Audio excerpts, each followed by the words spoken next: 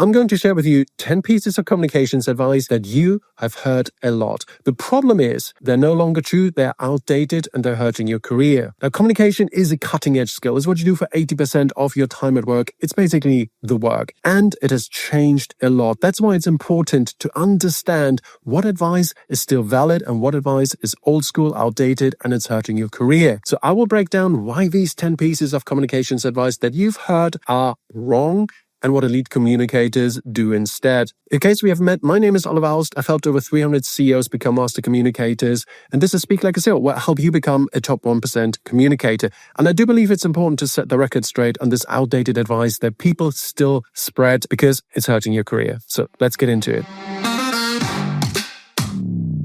Number 1, speak slowly.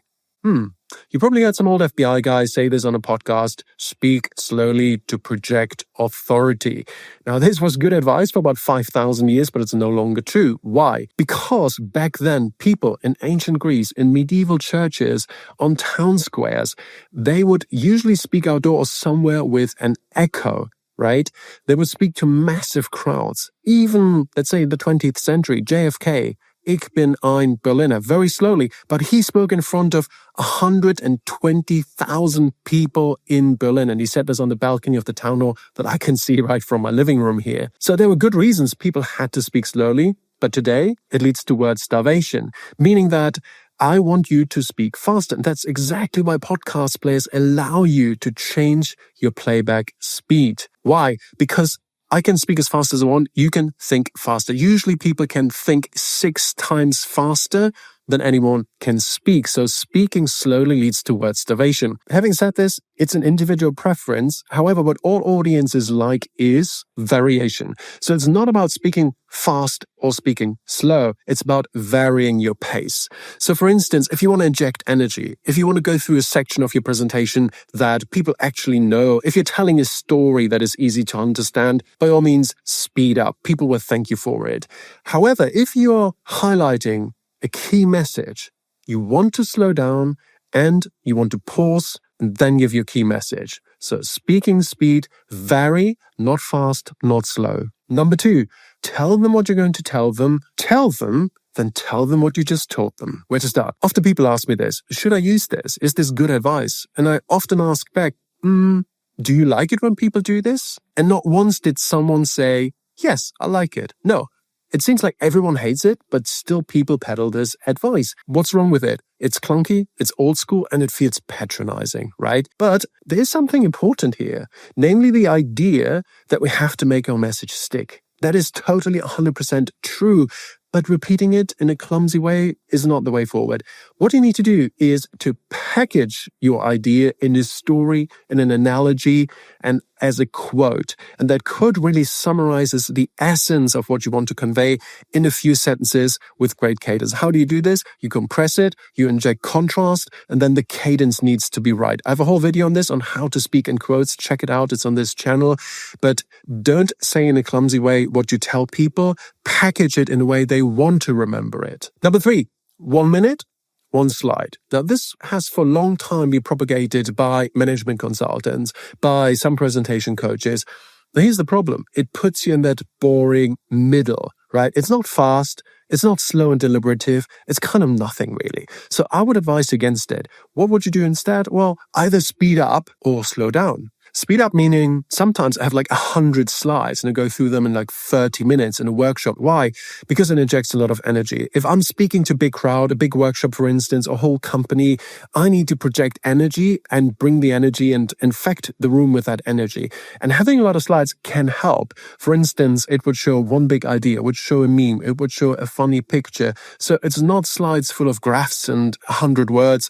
It's very succinct, but the way that there's always something happening keeps people attention. Or, on the other hand, I may slow down. In my TED Talk, which was like 15 minutes, I think I used like 5 slides, right? So 5 slides for 15 minutes, because a TED Talk is a completely different format to leading a workshop with hundreds of people, right? So you want to slow down. It's about one big idea. You want that idea to sink in.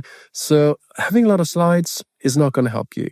So decide, do you want to speed up energy, or do you want to slow down and do this in a deliberate way where I communicate one big idea strongly? but don't get stuck in the messy middle. Number 4, use a teleprompter to be on the safe side. Now, teleprompters are everywhere now. YouTubers, TV anchors, politicians, corporate executives, they're reading out their statement from a teleprompter. And what feels like the safest option is actually the least safe option. Why? Because of what happens in the brain. When you're reading, you're switching from connecting to reading, to deciphering words. Now, if you do this, it's very hard to inject passion, energy into what you're doing. Plus, you have an unnatural eye movement. It's very hard to avoid. Basically, anyone can tell if you're reading. Anyone can tell. And they're like, why do I listen to this person reading something out? And now in the age of AI, probably the conclusion is, that person probably just produced this script with AI, or someone else did it for them. Now, presumably you're talking about something you're an expert on. It's your company, it's your area of expertise. So why do you need a teleprompter? It feels safe, but is actually the least safe option. So instead of killing your credibility, do this. Don't use a script, don't use a teleprompter, use structure. Structure allows you to memorize what you want to say in a very easy, very intuitive way, and it makes it easy for the audience to follow you. So it's win-win, less prep time, better impact. How do you do this? Well, just check out my 21 storytelling frameworks. You find the link below. Basically, I tell you which framework to use in which situation, and they're very easy 3-step frameworks anyone can use. Try and test it over millennia. All right, number 5, be on message. But don't get me wrong. You have to be on message, right? If you are working for a company, if you're a CEO, if you're a spokesperson, you can't just ramble and see what comes out. If you're presenting, you want to make sure that your message comes across. But that's table stakes, right? Yes, you need to be on message. But that used to be the mantra of business communication for such a long time. Today, it's just not enough. So it's not wrong, but it's not enough. What else do you need? You need to stand out. You need to be remarkable.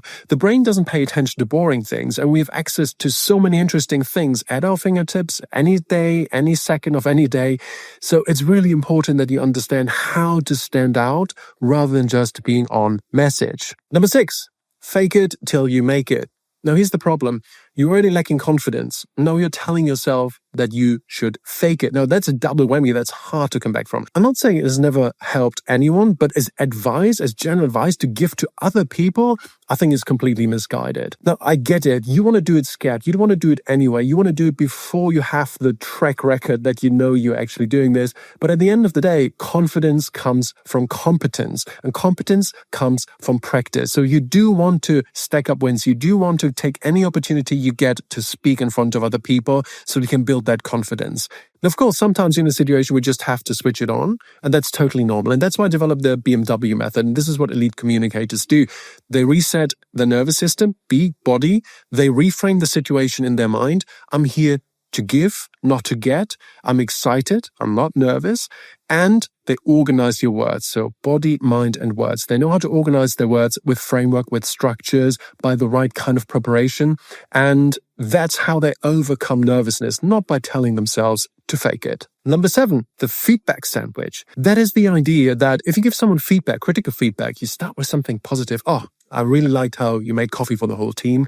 Then you say the negative thing, the criticism, but your project, the way you ran it was awful, honestly. And then you say something positive, but, I do like the way you dressed today. Awesome. Now, can't believe it, but there's still HR departments all over the world that teach this as the best practice. And of course, it's not the best, it's the worst practice, really, because everyone knows this framework and everyone feels manipulated, right? Every conversation that happens in this way ends up in the other person feeling manipulated, and you're not going to get out of it what you think you're going to get out of it. So forget about this. This is, I think, was never good advice, and certainly now that everyone knows it, it's terrible advice. Now, what should we do instead? Of course, don't speak like a manager, speak like a human being from person to person. Here's a framework that helps you that is, I think, way, way better. And I use it myself almost every day. And it's the 3 C's. It's celebrations, challenges, commitment. So you can run your one-on-ones with 3 simple questions. What's going right at the moment? What's challenging at the moment? And what am I going to do about this, right? 3 simple sentences. Isn't this similar to the feedback sandwich, you may ask? Yes and no. Yes, in terms of the overall idea that you start somewhere positive and end somewhere positive. But the big difference is that it's on the table. This is your agenda, right? I'm not going into this with this structure in my mind. everyone I talk to knows that this is the structure we follow. It's the official agenda of the meeting, because I do think it's important to point to what's going well and to reinforce the right behavior in the team rather than just focusing on what someone just did wrong. So whenever you give someone feedback, forget the feedback sandwich. Use the 3 C's: celebrations, challenges, and commitments. And if you do it right, this week's commitments become next week's celebrations and you enter a virtuous circle. All right, next one. Number 8, don't show your emotions. And this comes from traditional industrial leadership styles, from the military, from traditional gender roles. But fortunately, we can throw this out of the window now. I would go as far to say is that emotions are an important part of communication.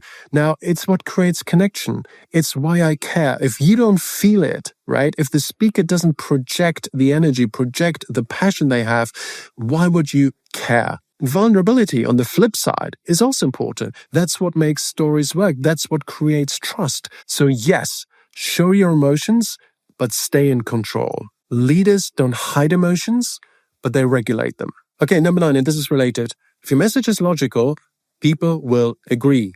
No, they don't. This trips up so many leaders. Leadership isn't logical.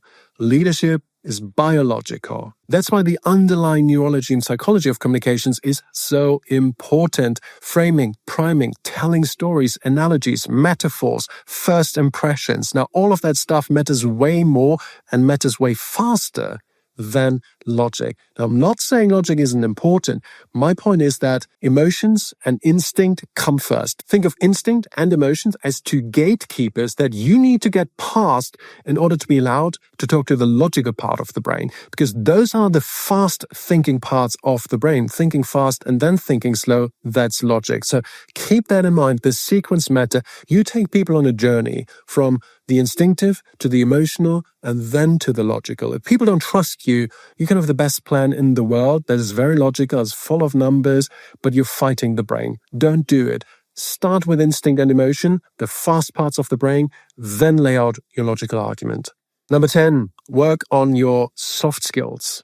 To understand what's wrong with this, we need to understand where the terminology is coming from. It comes from the US military. Back in the 1960s, someone in the Pentagon thought, hey, let's call hard skills everything that touches weapons, equipments, vehicles, basically things lower-ranking soldiers would do, and let's call soft skills leadership, strategizing, planning for the next war, etc. Right. It didn't go down well. Officers didn't like it because it suggested that what the higher-ups were doing is actually less important. Isn't it hard stuff that soldiers would actually want to do? So it was counterproductive and it was therefore abolished by the military relatively quickly. But it was picked up in business and it's still making the rounds. People still talking of soft skills. Now, you can argue that's just semantics, Oliver. Who cares, right? But I would argue that words matter.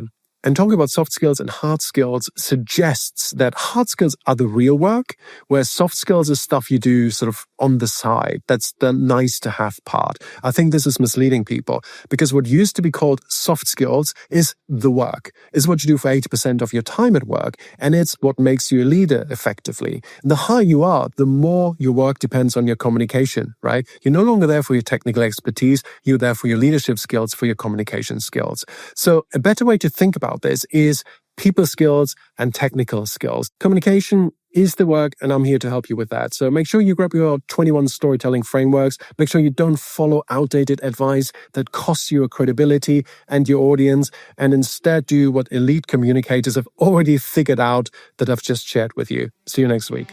Thanks for watching. If you like this episode, please subscribe to the Speak Like a CEO channel. It means the world to me, and it helps us keep bringing you world-class insights and guests.